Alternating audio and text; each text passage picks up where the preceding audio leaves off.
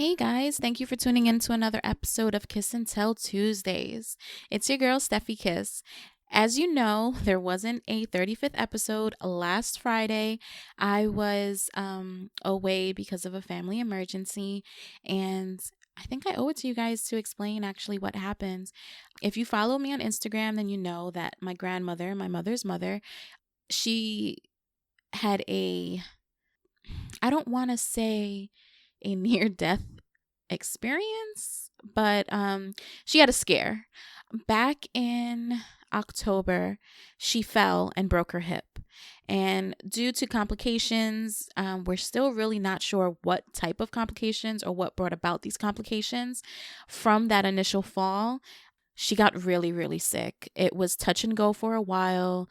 Doctors were basically telling us that to prepare for the worst, essentially. So she's down in Florida with my aunt and my cousins, and me, my mom, and my sister are essentially up here.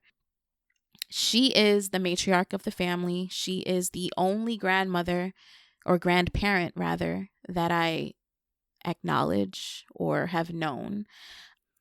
I call her Ita. She is my Ita, and I love her dearly. I've lived with her on multiple occasions. She is more than just a grandparent to me. She was another parent, especially after my parents split up. She definitely became another rock to stand on, and it was hard dealing with the possibility of losing her. She's 93 years old, so in a way, I was kind of preparing myself for this. You're only here for a certain amount of time. 93 years is a blessing, and the fact that she's been here this long is amazing. We made it down. We drove down from New York City to Florida, and as soon as we got down there, the first day we saw her, she just looked so frail and so fragile, and she was in and out of sleep. The first day I saw her, like it was ridiculous. And then once she saw us all, it was like she did a complete and utter 180. And I'm so grateful. I'm so thankful for every one of you who reached out to me, who sent your prayers and had her in your thoughts and your prayers and your blessings and all of that. Like, I can't thank you enough. She has left the ICU and the hospital, and she is now in a rehab facility. She is hopefully going to be home, if not for the holiday, then by the new year, which is amazing. We want her with family as much as we can. So I just wanted to thank you for that. But I wanted today's Kiss and Tell, I wanted to talk about the power of family. I come from a very large family, but my family experience has been very intimate. For a long time, my quote unquote family were people who aren't blood. My mom, when I was younger, she had a group of friends, and they bonded through their trauma. Looking back, I can say this. They bonded through their trauma. They were all going through it. It was the late 80s, early 90s in New York City. A lot of people were hooked on drugs. A lot of people were alcoholics. And these group of women were women who dealt with men who had these type of issues, right? So they banded together. They would see each other every weekend, every Friday. It was like clockwork. I would go to my aunt's house. I call her my aunt, and she will always be my titi, but she's not my mom's sister. It's her best friend. And for a long time, I thought they were my cousins, my family. And then, as I got older and realized that they weren't really blood family, they were the family that my mom built, that she required at the time. My mom has 3 siblings. The sister who is down in Florida, another sister who passed away in 2004, and a brother. And yes, they love each other. Yes, they've always been, been relying on each other. More so my aunt that passed away in 2004, she was always a staple in our family. But when she passed away, we basically lost everybody. when you build relationships on trauma, like how my mother did, you're likely or you're bound to grow out of those relationships, right? I mean, but that's the plan. You're supposed to transcend from the trauma. And that's what ended up happening. And because that happened, well, yes, I still have much love and respect for my cousins, my fake cousins or whatever. The closeness kind of dissipated. We wouldn't see each other as often anymore. We weren't included into certain things. It was just a weird time. And when my aunt passed away, she was the last kind of like close family member that I knew of. And I say all of that to say this, how important family is. When it's family that you can trust, that you can lean on, and that you can open yourself up to. For a long time, I didn't open myself up to my family in Florida. And I must say that this past week, me spending it down there, they really showed me again what family is and could be. And I'm getting emotional, and I think it's just because of everything that I went through in the past 2 weeks with my grandmother being sick and then, seeing my family or whatever. But just the way they opened up to my son and the way that they just have unfiltered love for me and my son, it was just an eye opener for me. Like, I forgot that that's what family is about. Family, regardless if you build it or if it's the one you're born into, family should be who you lean on in times of turmoil.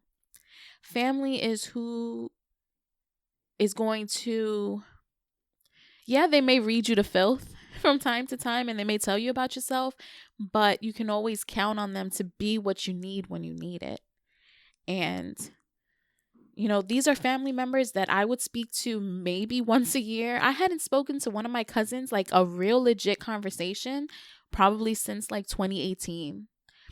And, I'm shy or whatever. So it's like it's weird getting back into the swing of things. But once we were into the swing of things, like I remembered how much I love them and how much I care about them and how much I can rely on these people. And I'm really going to try my best to not let distance hinder our relationships anymore. In the time of, it's 2020, everyone talks via fucking FaceTime, texting, social media as it is. Like, why am I letting the fact that they're in Florida and I'm in New York hinder our relationships?